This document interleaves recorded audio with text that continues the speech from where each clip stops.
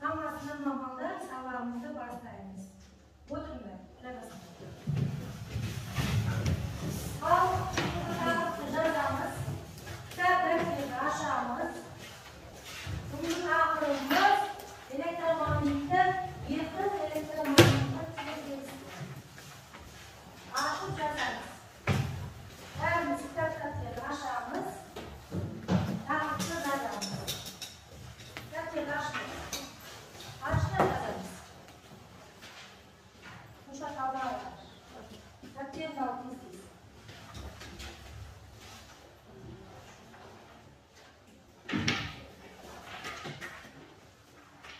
Yerden elektromanyetik çevresi. Yerden elektromanyetik çevresi. Sağlıklı caz olsa, üçgen koyarız. Bir taşınmasına dış kolu жасаймыз. Өткен сабақта biz elektromanyetik terбиесimiz жалпы mexanikалық terбиесі туралы тақырыптан өткен болатынбыз. Сол тақырыптар бойынша қайталаймыз.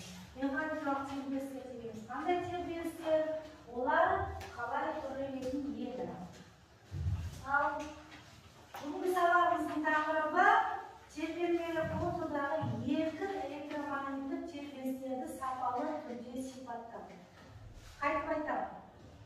Жақсылап оқып аламыз. Әрбір сөзіне мән береміз. Тербелмелі контурдағы еркін электромагниттік тербелістерді сапалы түрде сипаттау. Тербелмелі контур дегеніміз не? Ол қандай құрылғылардан тұрады екен? Электромагниттік тербеліс дегеніміз не? Оның механикалық тербелістердің айырмашылығы қандай? Жалпы осы жаңағы сабағымыздың мақсатына жетуге әрекет жасаймыз. Тапсырмасына келетін болса, өткен тақырыптар бойынша біз механикалық тербелістер деген тақырыпты өттік. Ал сонымен механикалық тербелістерге біз жарқызды қандай тербелістерді?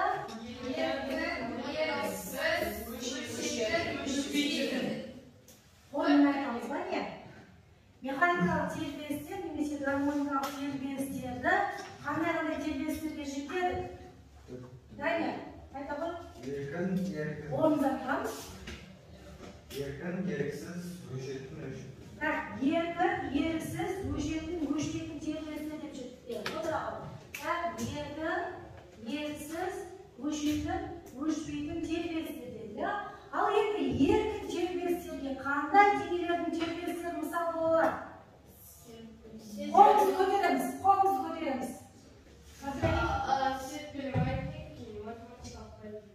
Серпелі және математикалық маятник. Отыра ғой. Ал сол серпелі және математикалық маятникті сипаттайтын қандай шамалар білеміз? Абдрахман. Серпелі және математикалық маятниктердің тербелістерін сипаттайтын шамаларды.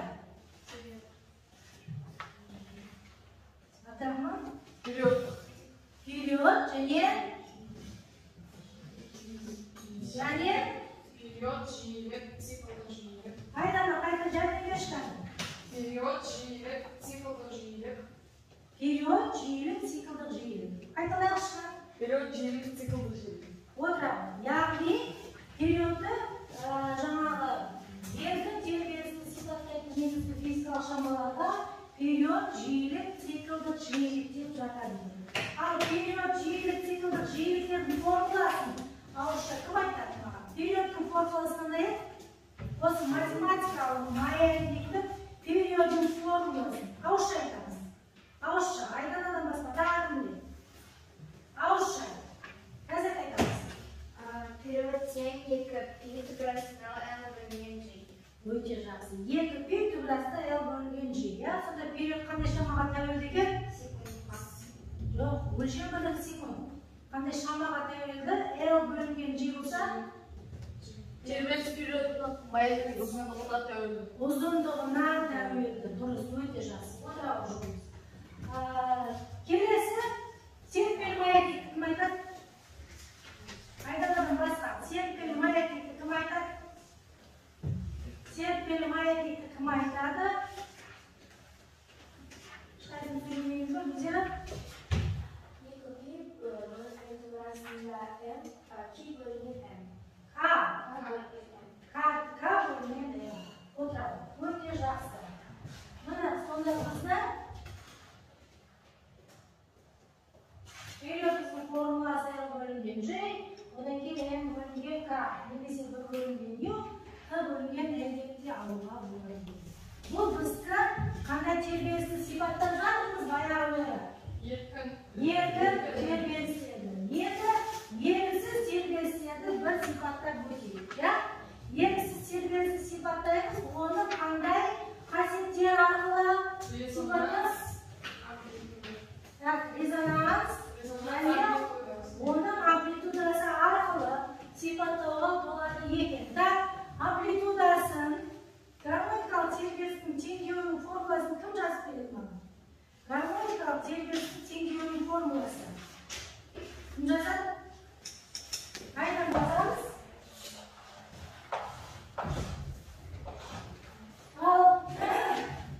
Бұл ненің теңдеуі? Теңдеу, иә? XM дегенімізде?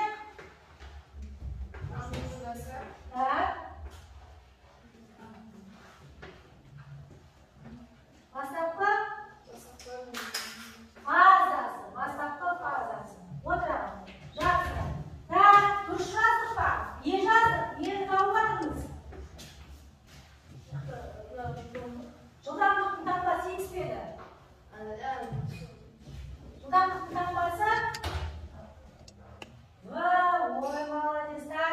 Жылдамдықтың таңбасы V еді. V болғанда омега квадрат болады ма? Жоқ. Не болады? Омеганың өзі. Балдар бір нәрсені ұмытып кеттіңіз, иә? Ең дұрыс формуламыз XM омега косинус омега қосылған кенелер бар. Ол жылдамдықтың теңдеуі. Осы жерде екі оқушы сайлаулар майра астында екеуін аласыз, маған жәрдемші боласыздар. Осы жерде әрбір оқушылардың бағасын бағалап отырамыз. Келістік па? Орындарында тура осы отырған орындарында базартерін қоямыз. Әрбір жауапқа бір бал береді екенбіз. Өте жақсы. Айдананың де, Абдрахимнің де жауап дұрыс. Енді үдеудің формуласы қандай? Қалып, және келемін. Үдеудің формуласы. Гармоникалық тербелістің үдеудің формуласы.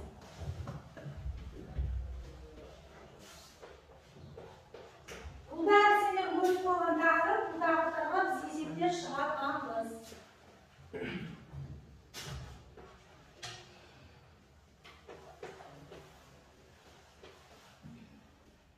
Мен әлемсің.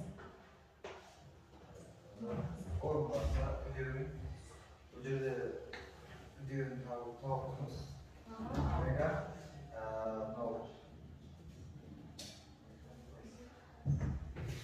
Омеганың квадраты бар, иә? Мына жерде омеганың өзі болса, мына жерде омеганың квадраты. Ол отырады. Қаншалықты дұрыс екендігін тексеріп қоямыз. Дұрыс деген, енді А деп амплитудасы немесе XM деп те жазуға болады. Формуламыз дұрыс екен. Ал енді тақырыпты жаздық. Бүгінгі біздің өтетін тақырыбымыз қандай тақырып еді? Еркін электромагнитті тербелістер. Сол электромагнитті тербелістер деген ұғымды түсіну үшін біз бірінші нені білуіміз керек.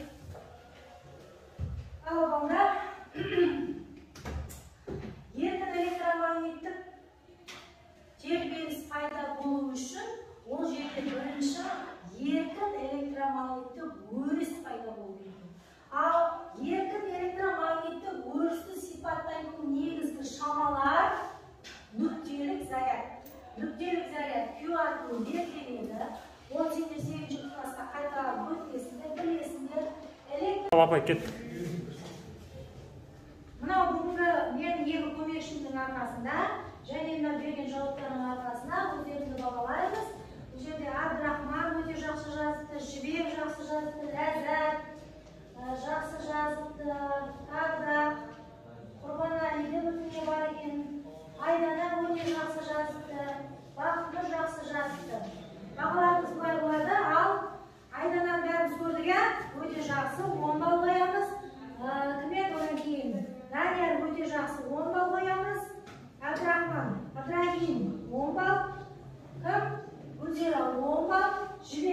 жақсы 8 балл. Тағы Нұршанға жақсы. Ләззат өте жақсы. Абдрахман жақсы деген баға қоямыз. Тағы да бізде ұлжалғасы жауабы кішкене орынсыз ал. Бағаларын өздерін әрқайсымыздың өзімізге лайық деп айтамыз. Жақсы сау болыңдар. Өрісін туға зарядымыз Q, өлшем бірлігіміз кулон. Ал енді осы өріс пайда болу үшін электр тоғы керек екен. Ал электр тоғы қозғалыстағы зарядтар тудырады екен. Қозғалыстағы зарядтарымыз міндетті түрде ток күшінде болады. Ток күшіміз неге тең? Зарядтың уақытқа қатынасына тең. Бұл қозғалыстағы зарядтар электр тоғын нені туындатады дейді? Магнит өрісін туындатады дейді. Ал үдеумен алынатын потенциалдар айырымы кернеу туғызады. Ол кернеуіміз электромагниттік өрістің бірден-бір себебі болып табылады екен. Енді қараймыз бұл жерде. Қараймыз. Нүктелік зарядымыз Q, кулон. Қайнадан жазып қоямыз есімізде қалу үшін. Одан кейін ток күші. Тура осылай жазамыз. Формуласы зарядтың уақытқа қатынасына тең. Соңғысы кернеу. Өлшем бірлігі вольт. Бұл электромагниттік өрісті пайда болады. Біздің негізгі элементтеріміз пайда болады. Сонда электромагниттік тербеліс дегеніміз зарядтың, ток күштің, кернеудің периодты түрде өзгеруін электромагниттік тербеліс деп аталады. Қандай шамаға тәуелді екен сонда? Зарядтың, ток күші, кернеудің периодты түрде өзгеруін. Енді бұл қалай периодты түрде өзгереді? Оған әрі қарай қозғаламыз. Электромагниттік тербелістер алу үшін мен жаңа айттым, біздің тақырыбымызда тербелмелі контур деген қандай шама екенін түсіну керек деді. Енді сол электромагниттік контур тербелісті алу үшін біз бүгін сендермен тербелмелі контур деген негізгі құрылғымен танысамыз. Еркін тербеліс алу үшін қандай құрылғы керек еді? Математикалық маятник және тербелмелі маятник. Ал енді электромагниттік тербеліс алу үшін тербелмелі контур керек. Тербелмелі контур дейді сыйымдылығы С конденсаторда және индуктивтілігі L катушкадан тұратын жүйені біз не деп атайды екенбіз? Тербелмелі контур. 100 мәрте айтқаннан 1 мәрте көрген біздің есімізде көбірек қалады. Мынау біздің катушка. Түсініңдер ме? Катушкаға мынау диэлектрик, электрді өткізбейді. Оның сыртына сым оралса, бұны біз не деп атайды екенбіз? Катушка. Катушканың шартты белгісі қалай сылады екен? Мынау біздің сымдардың оралғандығын көрсетеді. Сондықтан мынау катушкада және конденсаторда дейді. Конденсатор дегеніміз қарапайым түрі өте көп. Бізге көп қолданатын түріміз батарейка. Осы конденсатордан тұратын жүйені біз не деп атайды екенбіз? Тербелмелі контур. Тербелмелі контур деп атайды екенбіз. Сонда конденсаторда не болады екен? Конденсаторда не болады? Катушкада индуктивтілік бар екен, конденсаторда сыйымдылық. Сыйымдылық, индуктивтілік деген шамаларды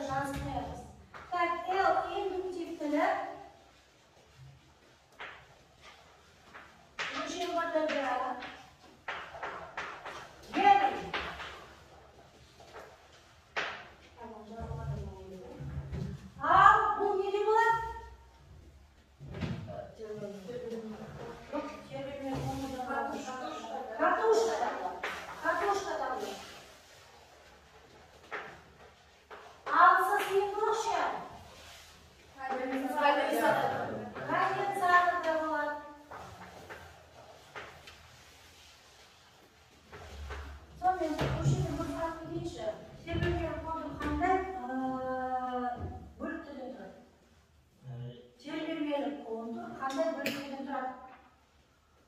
Катушка. Сейф қай жерде болады? Индуктивтері? Түсіндік қой, иә? Мына өзара тұйықталған. Әрі қарай. Мына конденсатордың түрлері. Мен сендерге жаңа ең қарапайым түрін көрсеттім ғой, иә? Соның түрлері бар екен. Мынау біздің жаңағы мынауымызға ұқсайды, соған сәйкес мына конденсаторлардың түрлері екен. Енді өлшемінің едені фарад. Бір фарадымыз кулонның 1 вольтқа қатынасына тең. Бірақ сыйымдылық үшін 1 фарад өте үлкен шама. Сондықтан біз ол жерде микро, нано, пико фарадтарды қарастырамыз. Есеп шығарған уақытта. Микро -6, нано -9, пико -12. Жазамыз.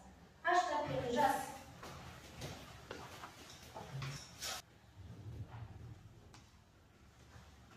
Жаз болды па?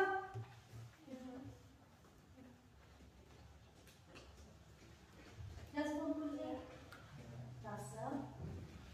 Ары қарай. Ендігі конденсатор дейді.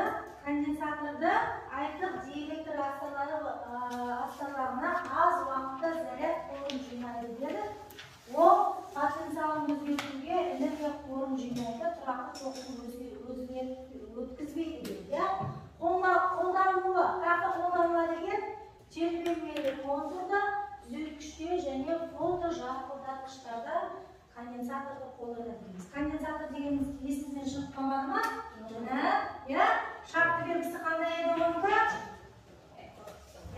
Шартты белгісі енді индуктивтілік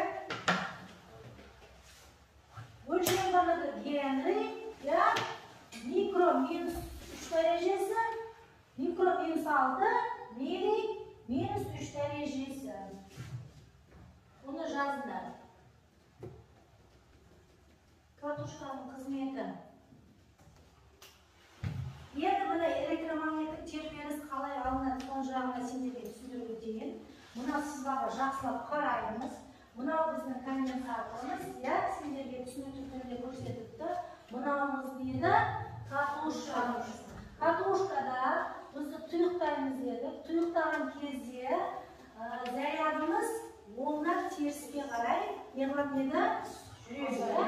Оң зарядтан теріс зарядқа қарай жүреді. Сол кезде теріс зарядтан, оң зарядтан теріс қарай жүрген уақытта не істейді? Мынау теріс зарядтарымыз барлығы қайтадан оң зарядқа айналады. Оң зарядқа айналғаннан кейін жаңағы не істейді бұлар? Қайтадан оң зарядымыз теріс зарядқа. Енді қара, мынау жүйемен жүреді. Бұлай жүреді. Мынау немен емес, бұлай жүреді. Бұлай жүрген уақытта мына жерде көрсетіп тұрмайды. Бұлай оң зарядтан шығамыз, теріс зарядқа енеміз. Сол кезде мынаның айналасында магнит өрісі пайда болады. Катушканың айналасында магнит өрісі пайда болады. Ал одан кейін барып ол қайтадан артқа қайтады. Қайтадан артқа қайтқан уақытта мынауымыз теріс зарядымыз оң болды, оң зарядымыз қайтадан теріс зарядқа қарай жүреді. Міне сонда бізде қандай тербеліс пайда болады? Теріс, оңнан теріске келді, қайтадан терістен оңға келді. Міне дәл жуықтап мынандай не пайда болады? Мен жаңа қаламыма қарасам да тербеліс пайда болады. Түсініп па?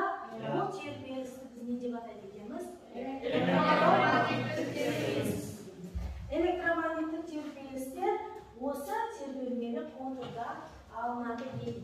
Енді осы электромагниттік тербелістердің нақты анықтамасына келсек, тербелмелі контурда конденсаторды зарядтағаннан кейін конденсатордың электр энергиясының катушканың магнит өрісі энергиясына және кері бағытта энергияның түрленуі арқылы алынған тербеліс еркін электромагниттік тербеліс деп аталады. Жазамыз. Анықтамасын жазамыз.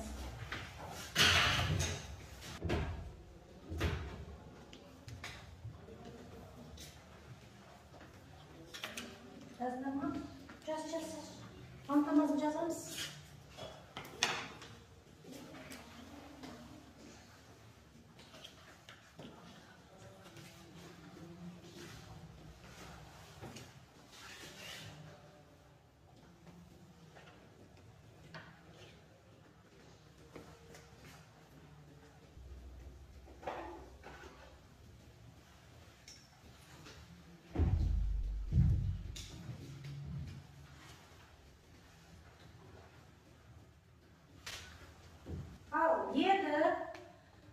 Yerden elektromanyetik terbiyesini sifatlayıcı negizgi fizikалық шама білеміз, кез келген тербеліс сипаттайтын шама периоды, жиілігі және циклдік жиілігі.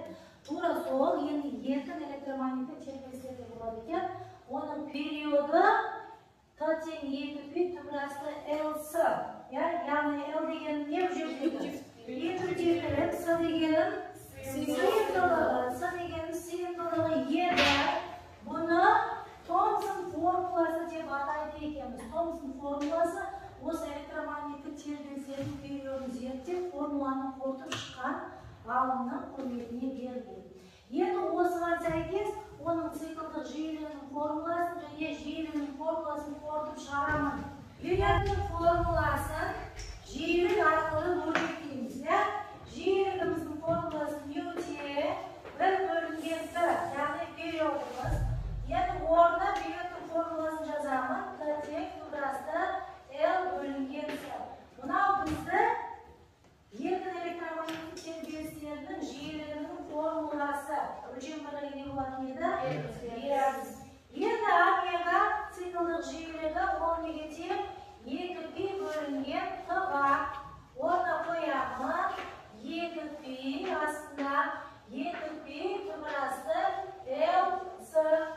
Не істейді балдар? 2π мен 2π қысқарады. 2π мен 2π қысқарады. Түбірасты L/С шығады. Бұл ненің формуласы болды? Циклдік жиілігінің формуласы. Өлшем бірлігі радиан/секунд. Жазамыз.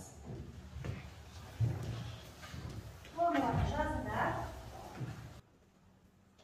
Жазып болса, еркін электромагниттік тербелістерді бақылауға болатын құрылғының аты не деп аталады екен? Осциллограф деп аталады екен. Осциллограф деген құрылғы арқылы тербелістерді анықтауға болады екен. Кедергіні өзгерту арқылы өшетін еркін электромагниттік тербелістерді көруге болады. Мына осциллограф деген құрылғының құрылысы осындай болады екен. Жазып қоямыз. Еркін электромагниттік тербелістерді осциллограф арқылы бақылауға болады екенбіз.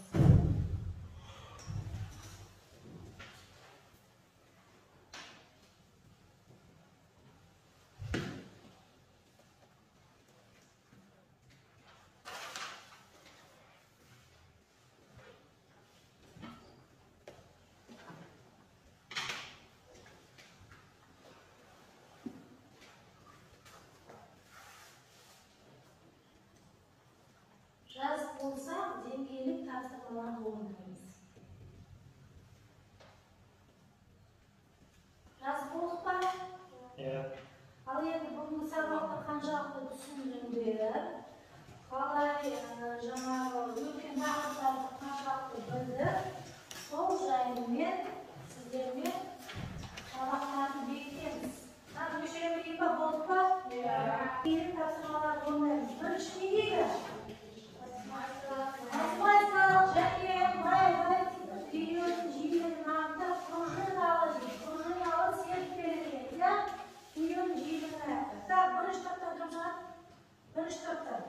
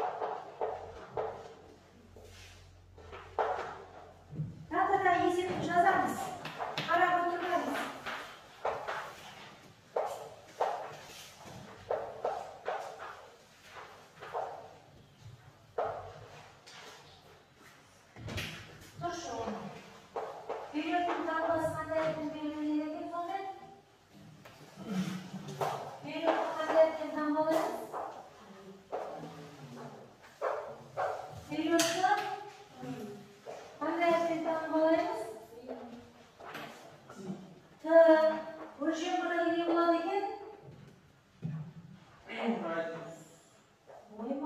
sıra sulama. Өлшем бірлігі период немен өлшеватырмыз?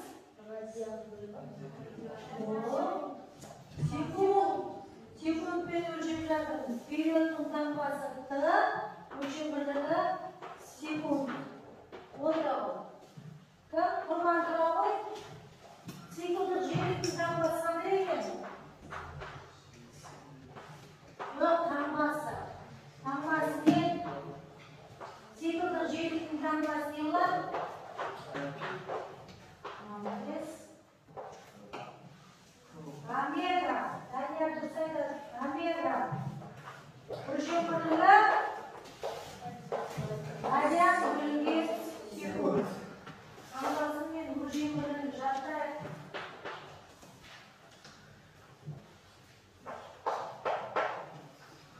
Дұрыс шығарматырмыз.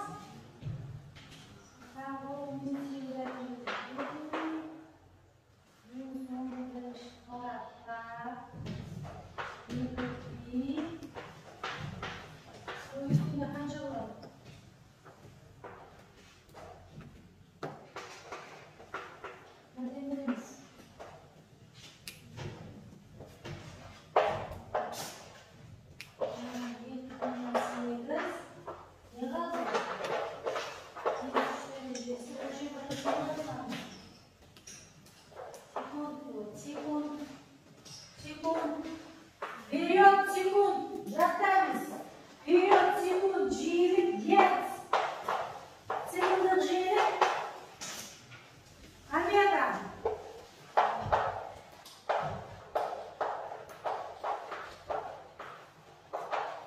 Нажаттыш. Периодтың өлшем бірлігі таңбасы Т, өлшем бірлігі секунд. Вот. Так, Ани. Периодтың таңбасы өлшем бірлігі жиіліктің таңбасы жиілік. Секундық жиілік омега. Өлшем бірлігі радиан бөлінген секунд. Медленно жиылмады. Ал периодтың таңбасы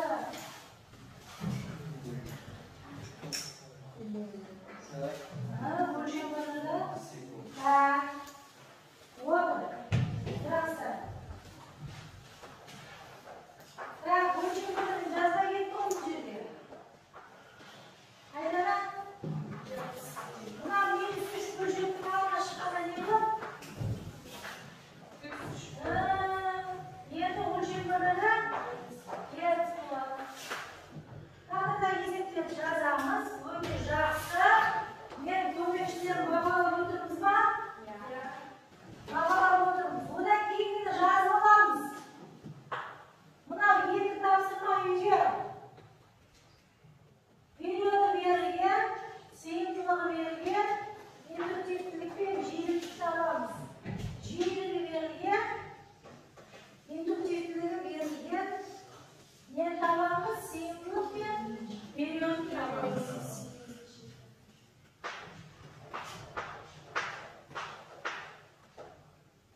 Оның қаншада көмесін?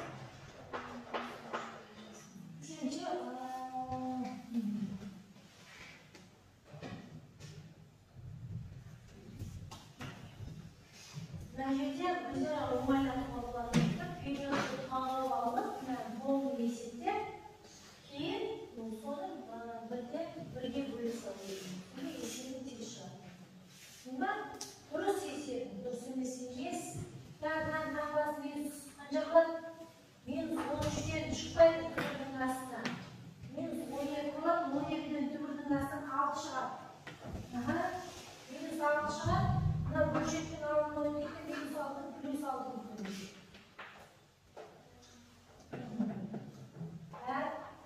Өлшем бірлігі не болады? Герцтің өлшем бірлігі қай болады? Герцтің өлшем бірлігі жиіліктің өлшем бірлігі герц болады.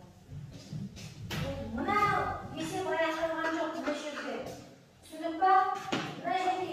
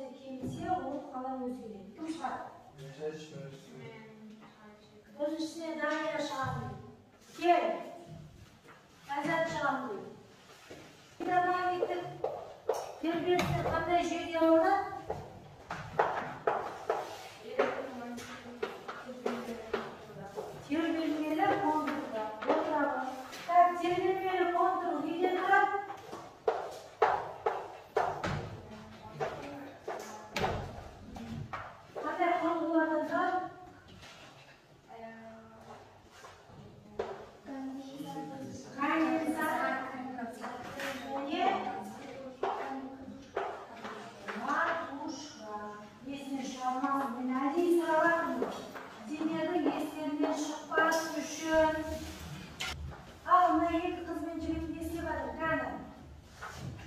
2 pi Elsa ya. Sayımlılığım 9 ise kemikti. Sizlerimiz kalmıştı. Kemikinde 3'te çıktı. Sonra periyonu koyuyoruz gerek. Жазамыз бұл жерге. Период қалай жүреді? Т бөлінген не болады? Мынаның астына өтіп кетеді. Периодтың астына өтіп кетеді. Т бөлінген 3 деп жазамыз. Т бөлінген 3 болса, период не істейді сонда? Бөлшектің бөлімінде болса не дейтеді? 3 есе келмейді. Жазамыз. Жауабы период 3 есе келмейді. Формула, жазылу формулаға қойып, санды. Мына 4 аяқтан шықты. Турасына шығарып, шықты. Бөлшектің алдында тұрғаннан кейін оны не дегенбіз? 4 есе артады дейміз. Өте жақсы. Жақсы. Өздері мәліметтер жинап келіңдер. Яғни тарихи мәліметтерді үйде ізденіске бергенбіз. Сұрап көрейікші, не зерттелді, бірдеңе ізденді ба, ізденбеді ба? Болды ба? Сандар сөйлейді дейді. 1845 жылы 1745-1853 жылдары осы біздің өткен тақырыпқа сәйкес бір жаңалықтар ашылған екен. Кім айтады, айтамыз?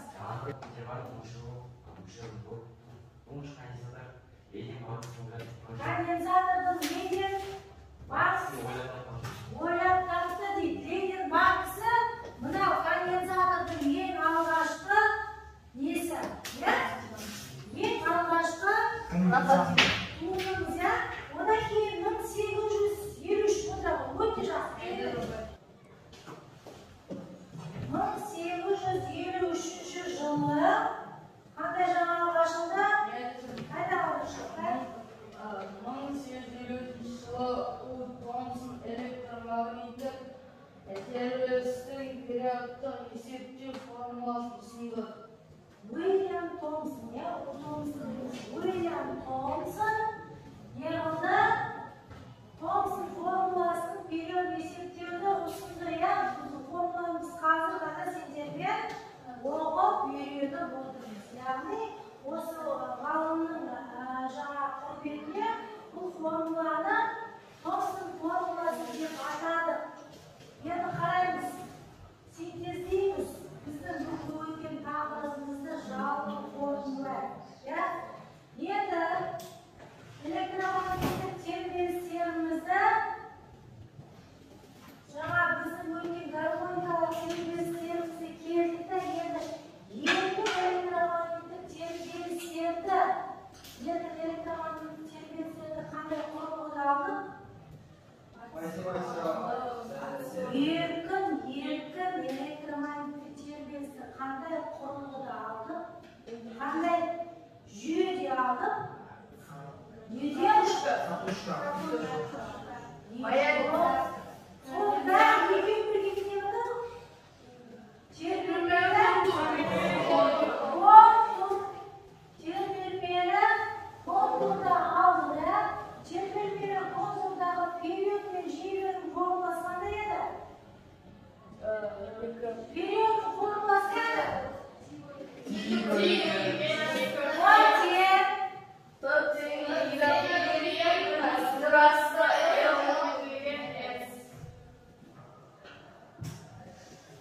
Жақсы, болды. Ал енді ары қарай.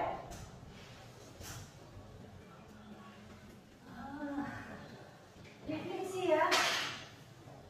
Сабақ ұнады ма? Қай жерінде қиналдық, қай жерде тез түсіндім. Ол үшін сендерге тағат беремін.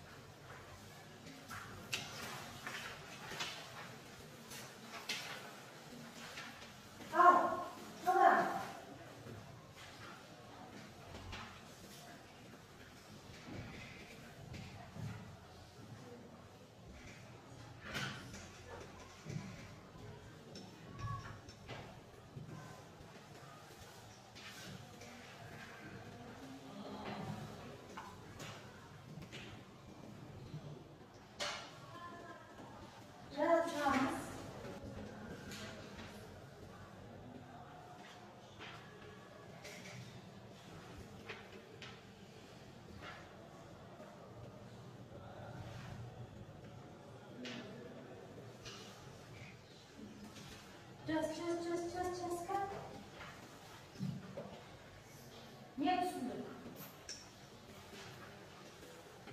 Niye yürüyordun? Ayşe'den kıynalı.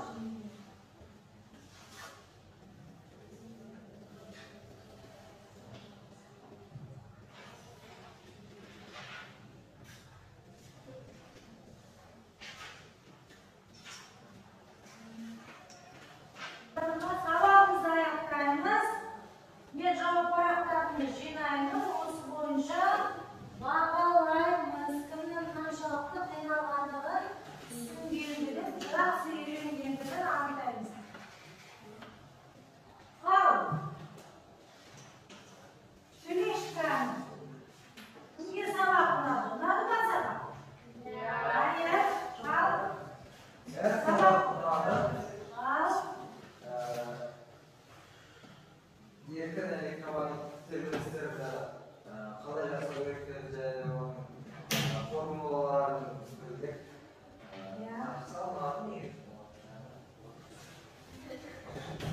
Келесі, қай жерде қиналдың? Кім айтады? Жібек айтшы, өз ойыңды айтшы. Қай жерде сен қиналдың?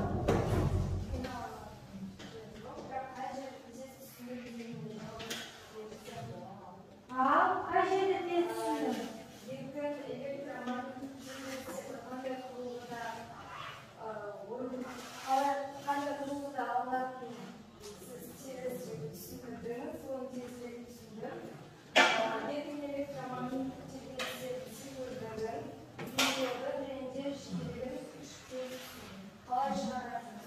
Ақтауға болатын өте жақсы.